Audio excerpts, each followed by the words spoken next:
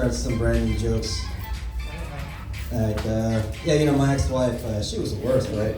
For one thing, she didn't know how to cook anything, For dinner, she only knew how to make two things, spaghetti and dinner reservations. Oh! Yeah, my ex-wife, she was such a bad cook. Like, when she made eggs, they were always, like, undercooked and runny and stuff. She'd be like, how's your omelet? I'm like, I don't know, this fork isn't working too well, you got a straw? Yeah. Yeah, my ex she would cook a steak to death, Like every time, like, oh, you killed the steak again. It looks like a piece of beef jerky now. No, don't throw it away here, I'll put it in my glove compartment. Yeah, I put my ex in charge of my family's business, She ran it just like potatoes, into the ground. The only one good thing about my ex was the sex. Yeah, she really put out, So my neighbor keeps telling me. Stop! Yeah, when I was a kid, the number one cartoon was He-Man. That wasn't his name, those were his pronouns.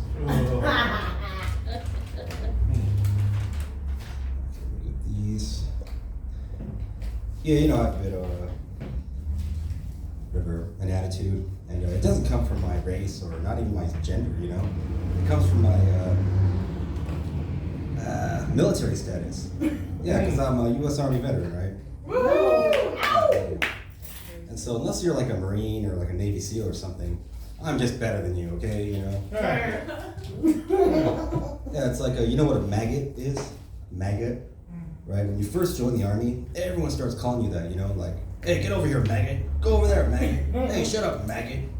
And they're not really trying to be mean. They're just calling you what you are, In the military, a maggot is a soldier who has not finished training yet, right? So they call you a maggot, because they don't call you a soldier because you might not pass training. You might not have what it takes to be a soldier, right? And so until you prove that you do, you're just a fucking maggot, right? Now you guys aren't even maggots, right? You're lower than a maggot. Right, so when I look at you, I'm like, okay, Anyway, so that's what I have before I get my, and some people will be like, oh, you were in the Army, you think you kicked my ass? I'm like, no. But you give me a fully loaded M16 with a bayonet attached, you're dead, man. No doubt. Yeah, I was an expert rifleman and a champion bayonet fighter. Hey. Who are you, Superman? No, you're dead, man. No doubt. The Army didn't teach me how to beat people up. Yeah, I was trained to kill. Well, that and to jerk off in porta-johns. Yeah, let me try this joke. I live in near Garden Grove, a huge Vietnamese population down there. And this guy is running for mayor down there. His name is Phatbui. Fat boy, right? That's true. And his running mate is his long-standing rival. Fuck you. LA is a lot like New York in that it's an international city, right? But unlike New York, LA is like all spread out and like compartmentalized, right?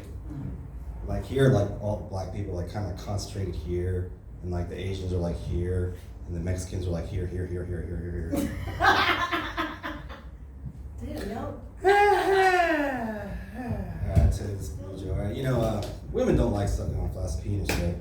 So whenever I have my dick in a chick's mouth, what I try to do is I try to flex my cock as hard as I can, right? Like I really try to get the tip to flare out, and the veins to bulge and shit. And then like what else also I'll try to do is I'll reach down and like unhook her bra, right? And I'll start scratching her back and that trench, that trench line that her bra strap makes, goes across her back and her armpits. And I know it's like right then, that just instantly makes the blowjob better, right? And she's like, I feel that. Anyway, I don't like the whole sucking fucking combination thing, right? Because like if you're sucking me off and you expect me to fuck you after, I can tell you right now, I'm not gonna last long at all. And I'm like, all right, here it goes. And I'm done.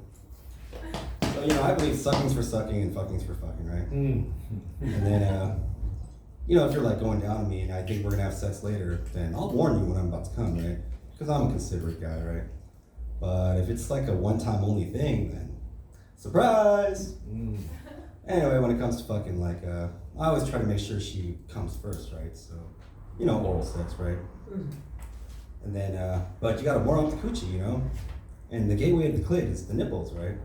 So a little bit of licking, a little bit of sucking, a little bit of this. Right? What I like to do is stimulate both nipples with one hand. I call it the double. Like, Anyway, you'd be up here, working on this, and I'll slowly send one hand down south to recon. All right, so you got one hand down here, one hand up here, and then I'll slowly move my head right from one erogenous zone to the other, right? Slow, like a solar eclipse and shit. And then, I don't like it when women open their legs for me, right? Because I want to do that, Yeah, like opening a present and shit. I'll have her legs together, and then I'll feel all the way down her legs, rub all the way down, and then I'll grab her ankles and go, yeah, right? Now, cunnilingus is a scientific term for eating pussy, but you can do the traditional upward clit lick, right? Where you're right? And there's a side to side, where ah. And there's the king of battle, right? The whirly twirly or whatever. We're That's always hard for me to do, right? Because it's like doing that whole thing like this, I'm always Anyway, and when she's about to orgasm, right, you can literally feel her coming, she's arching back or some shit, right? And then she'll be like, oh, and that's when I'll grab her wrist and shit and just go all in and be like, ah, right? And then she'll be like, ah, stop, I'm like, never, right? Okay, and then when it's time to, and then I'll wipe my mouth and get to the fucking, right? Now, for me, I noticed if I use my hips to do that pelvic hip thrust thing, that makes me come super duper fast, Nice. So I'll just kind of try to move my whole body back and forth and shit, right? And then, it's like fucking a tree, right? She's like, hey, talk dirty to me. I'm like, I am Groot. Anyway, my favorite position is when they're she's on her back, and then both her legs are upright, and then I'm holding the back of her legs, right? And I'm kind of leaning over, Yeah. Yeah, and that should really get in there, And then I'm working, right? Thinking about baseball, my grandma, fucking anything I can think of, right? And then when I'm about to come, I always try to have a grand finale, And so what I'll do, I'll give her a good hard pump, right? I'm like, bam, right? And then I'll go soft, right? And then soft. And another hard one, bam, right? And then soft. And another one, bam! And then I'll go soft, and then soft, and then soft, and then soft. And so by now, right, with every soft pump, she's gonna be like, right? And then I give it to her, right? I go bam, bam, bam, bam, bam, bam, right? And then when I come, I do the double come, right? The double come is once you come, your dick will stay hard, as long as you just keep working it, right? But it's not easy to do because after you come, your dick just wants to give up and go to sleep. You gotta be like, no, get in there, keep working, right? So you gotta really grit your teeth and Sorry. and you're just like, go, he's like, oh, I'm Groot, And then finally you do the double come, you're like, woo. And then it's over for you, but it ain't over her, you put your fingers in, you're like, right? Get her squirting all over the place and shit. And then you get a towel, and you're like, all right, babe, here, let me help you clean that up. Right? And then you're really done, right? Then you both cuddle, both laying there, naked, you feel like Adam and Eve and shit. And then fucking, it's nice, take a little nap or something. But I'll tell you, after 30 minutes, I'll tap you on the shoulder, wanting more sex. And I'm not gonna tap you with my hand.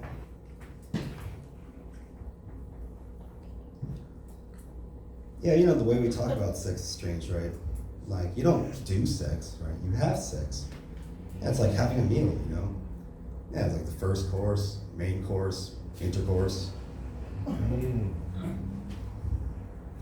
Yeah, rules are rules. You can't break the rules. Rules are kind of like penises. They can be bent.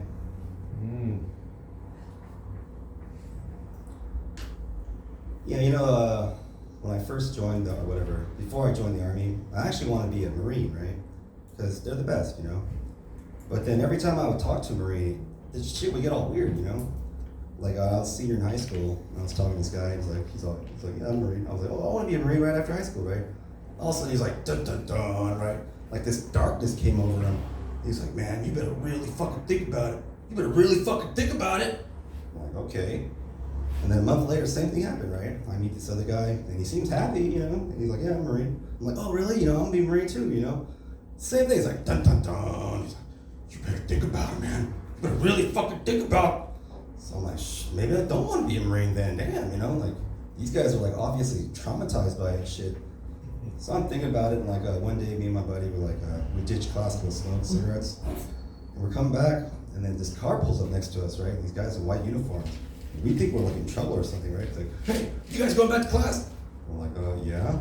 Like, we should join the Navy, man. It's fucking awesome. Woo! And they just peel out like, right? I'm like, what the fuck was that all about, you know? So I was like thinking, maybe I should join the Navy and shit. Like, these guys look pretty fucking happy, right? So I started thinking about it, but I'm like, I don't know about the Navy, it's kind of, they got these gay little uniforms and shit. And, like, I know me, I'm too pretty to be on a boat with a bunch of dudes.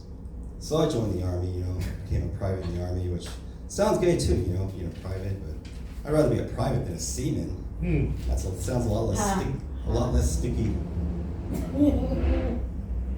Yeah, I read a story about this trans lady who changed her mind. She wanted to get her penis reattached. I was like, man, this story is ridiculous.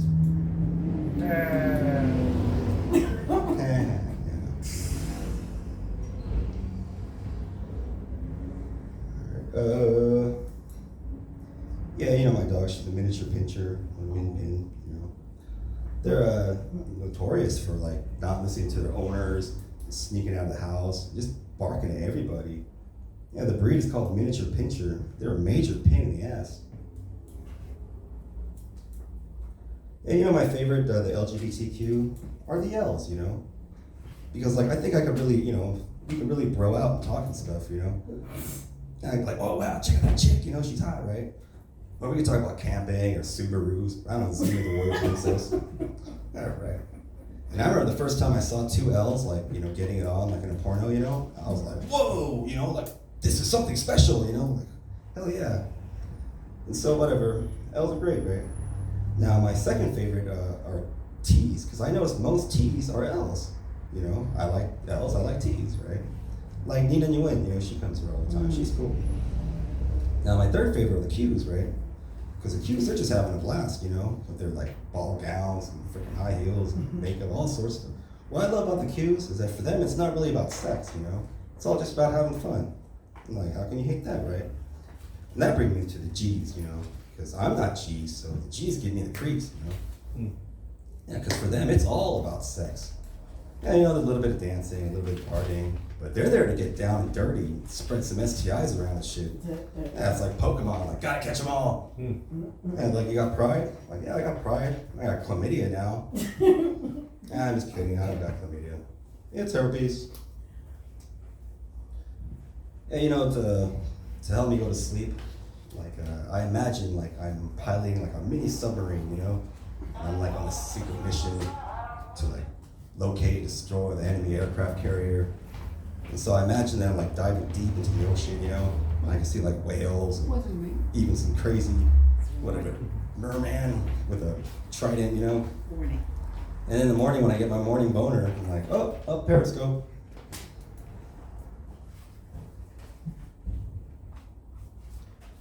Let me try this joke.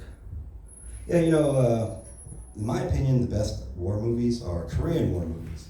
Not Korean War, but war movies made in Korea, right? Like the movie My Way, it blows things probably right out of the water, whatever, not even close. Anyway, I think the reason is because American war movies are like, hey, look at this, isn't this cool? But then they'll be like, oh, war is bad, war is bad. Whereas Korean war movies are like, yeah, we know war is bad, but since we have to fight this war, we're gonna win it, And so I think it's much better. And so one day I was watching on YouTube, it was like this Chinese war movie, right? It was actually a Chinese movie made about the Korean War. So I'm like, oh, okay, this is interesting, let me see what their take on it is, right? It's fucking lame, Yeah, I think because of communists, like, the whole movie was just kind of like, oh, let's sacrifice ourselves for the Communist Party and shit, right? And it was boring too, like the whole movie's just about this bridge, and it just keeps getting blown up and they have to keep rebuilding it, And I'm like, great, for the Communist Party, That movie's like not even worth watching. It's just a bunch of propaganda, to make you think and act a certain way and shit. Yeah, it's like talking to my mom.